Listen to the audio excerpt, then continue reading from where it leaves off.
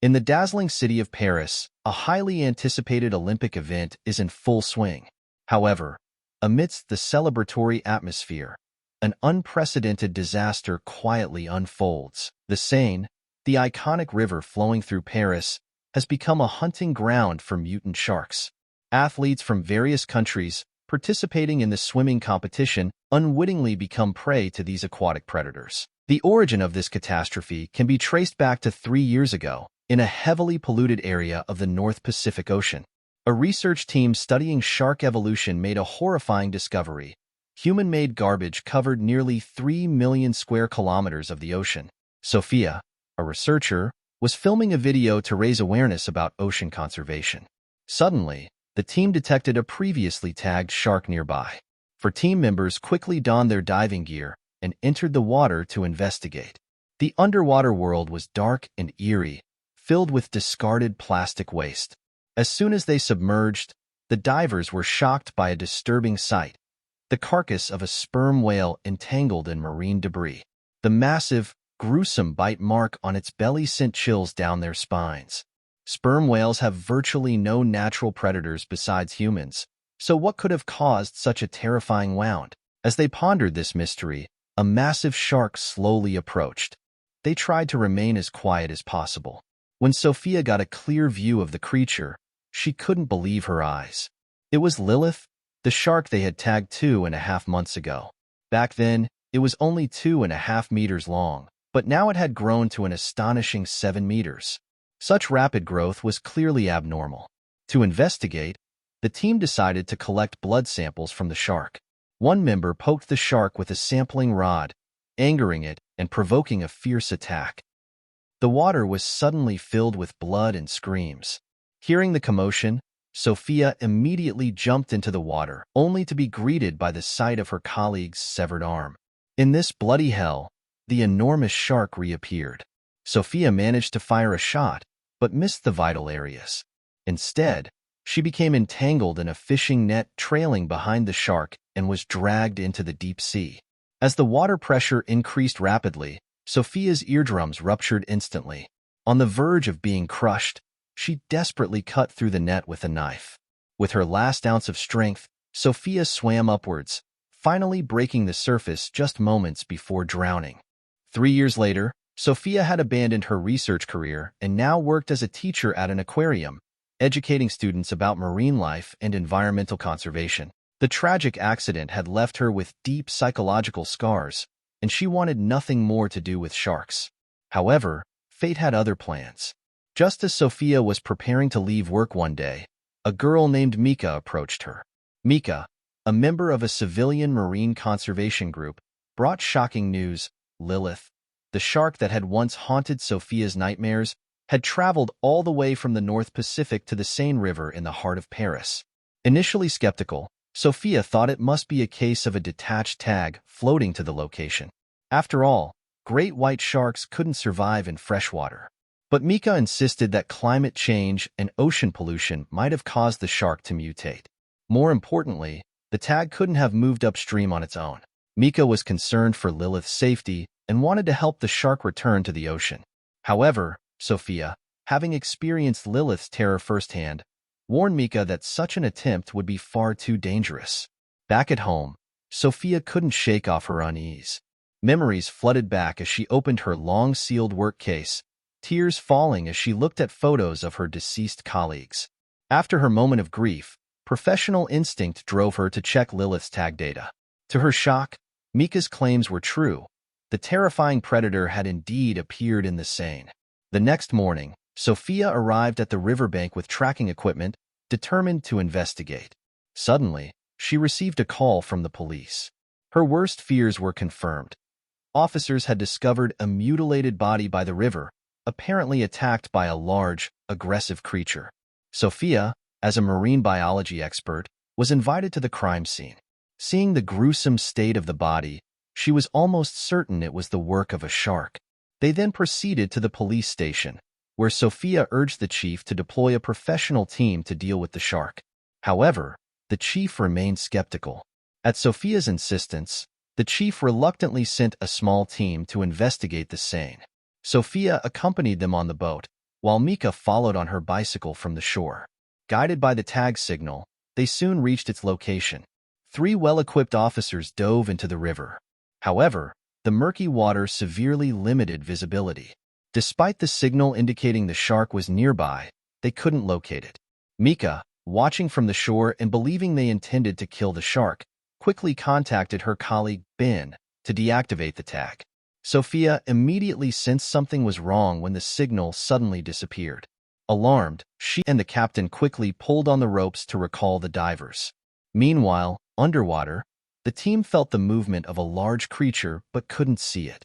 Fortunately, they were pulled back onto the boat in time. Although they hadn't clearly seen the big one, everyone felt the tangible threat. The captain confirmed the shark's presence through sonar imaging. However, he wrongly suspected Sophia of deliberately turning off the tag, endangering the divers. Sophia, frustrated, stormed off without explanation. She noticed Mika acting suspiciously and immediately understood the truth. Following Mika to their rescue base, Sophia sternly reprimanded her for her reckless behavior. While emphasizing the importance of protecting marine life, Sophia stressed that human safety should take priority. Mika believed sharks wouldn't attack humans unprovoked, but Sophia's experience told her this shark was different. She warned Mika again to stay out of it and let professionals handle the situation. Back at the police station, the captain immediately informed the chief about the shark's presence. He suggested closing the locks to trap the shark and preventing people from approaching the Seine. However, the chief was in a difficult position because the city was about to host a triathlon swimming event in the Seine. Athletes from around the world would be gathering, with the event broadcast live. The mayor considered this event crucial, and the chief lacked the authority to close off the Seine. She could only report the situation to his superiors. Meanwhile, Mika disregarded Sophia's warning and posted videos online of humans hunting marine life, calling for their protection. She also informed the public about the shark trapped in the Seine, urging people to ensure its safe exit. Mika's video caused a significant stir online, and Sophia saw it too, but Lilith's tag remained deactivated. Just as Sophia was about to leave work, the captain approached her again. He apologized for his earlier suspicions and informed her that they were about to meet with the mayor to report the shark situation. He hoped Sophia would join them, given her extensive knowledge of this particular shark. Led by the police chief, they arrived at the mayor's office to explain the situation. However, the mayor dismissed their concerns, explaining that they had invested countless resources and €1.7 billion in preparing for this global-scale event. It was Paris's opportunity to showcase itself to the world, and she couldn't cancel the competition because of a shark. Sophia warned the mayor that without action, the swimming competition could turn into a bloodbath for the athletes. The mayor reiterated that the Seine absolutely could not be closed, and the competition must proceed as scheduled. As for the shark, she left it entirely in the hands of the police chief to handle. The 3 left with no choice but to try and find the shark quickly. However, with the tracker deactivated, locating the shark would be challenging. They could only attempt to lure it out with bait. As they prepared to act, Mika's friend Ben found them. It turned out Mika had gathered dozens of supporters to try and drive the shark back to the sea. Ben, feeling Mika's actions were too extreme, sought help from Sophia and the police. After some effort, they reactivated the tracker, only to find the shark in the old Paris catacombs. There was a deep shaft there with an underground river connecting to the Seine. Humans could only access it through a narrow artificial canal, leaving no escape route if attacked by the shark. Realizing the gravity of the situation, the captain immediately led a team to the location. By then, Mika had already arrived at the site, preparing to use sonar to guide the shark. As Mika entered the water, the captain's team arrived and began dispersing the crowd. Sophia urged Mika to get out of the water, but the stubborn girl ignored her. Suddenly, the tracker showed the signal approaching, and the next second, a shark appeared in front of Mika, leaving everyone's hearts in their throats.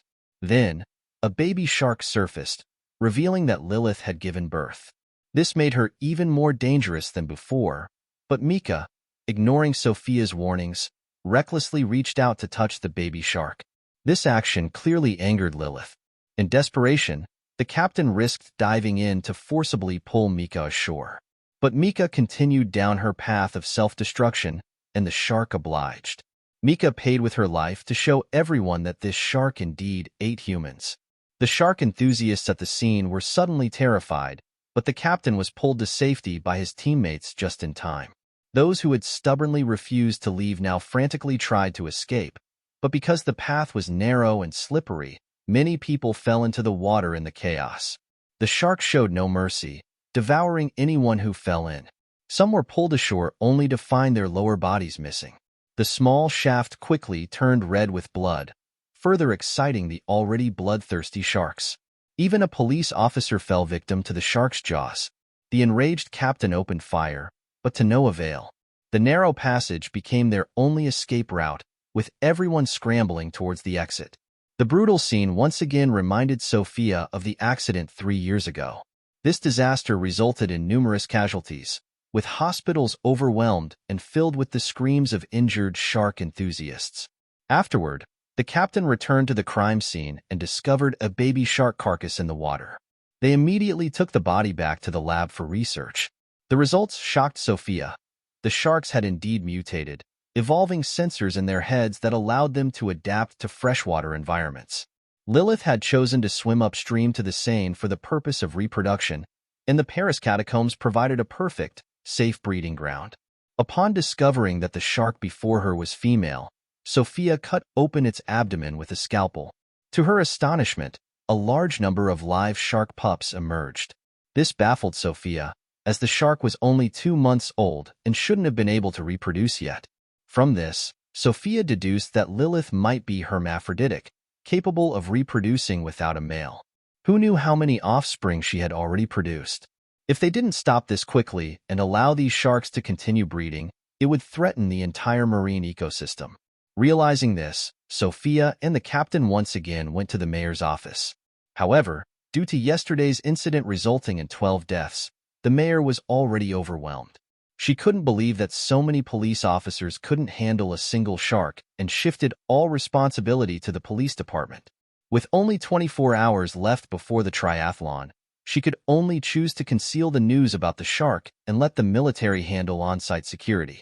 Sophia worried this would lead to more casualties and suggested the mayor cancel the competition and make the truth public, but the angry mayor simply threw them out. Given this response, the captain was reluctant to continue involvement in the shark situation, but Sophia felt they couldn't ignore it. This wasn't just a disaster for Paris.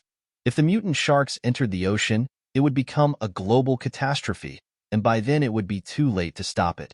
Hearing Sophia's words, the captain changed his mind and returned to the police station to mobilize other officers.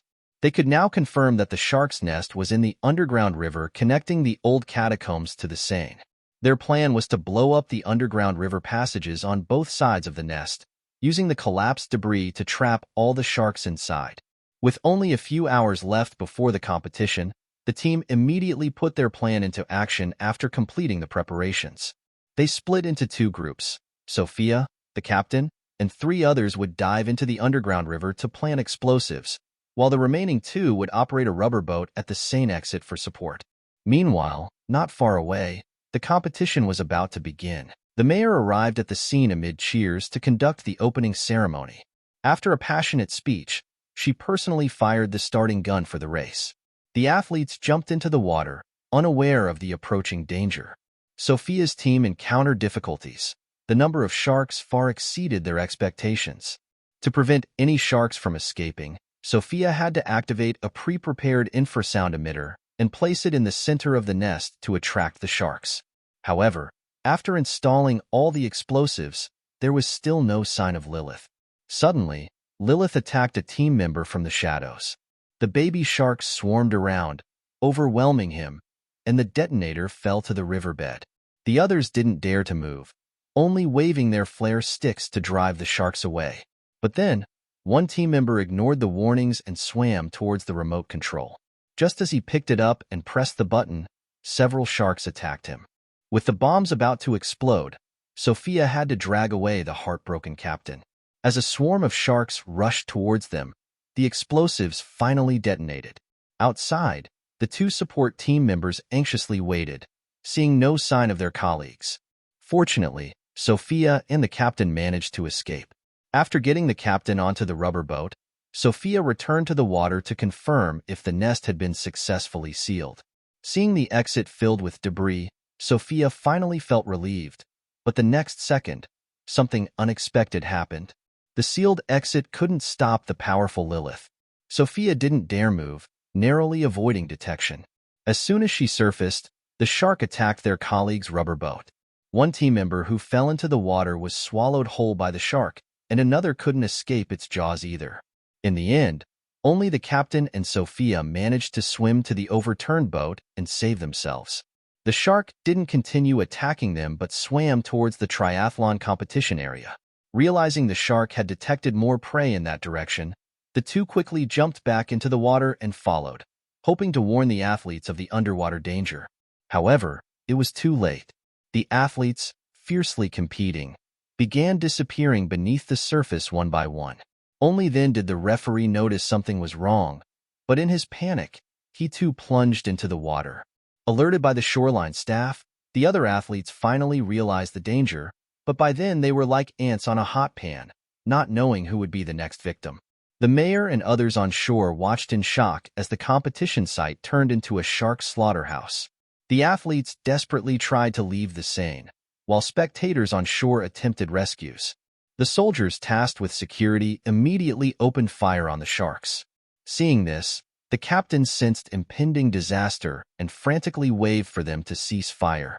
Just days ago, they had discovered a large number of World War II-era shells at the bottom of the river. Due to the vast quantity, they hadn't been able to clear them all in time.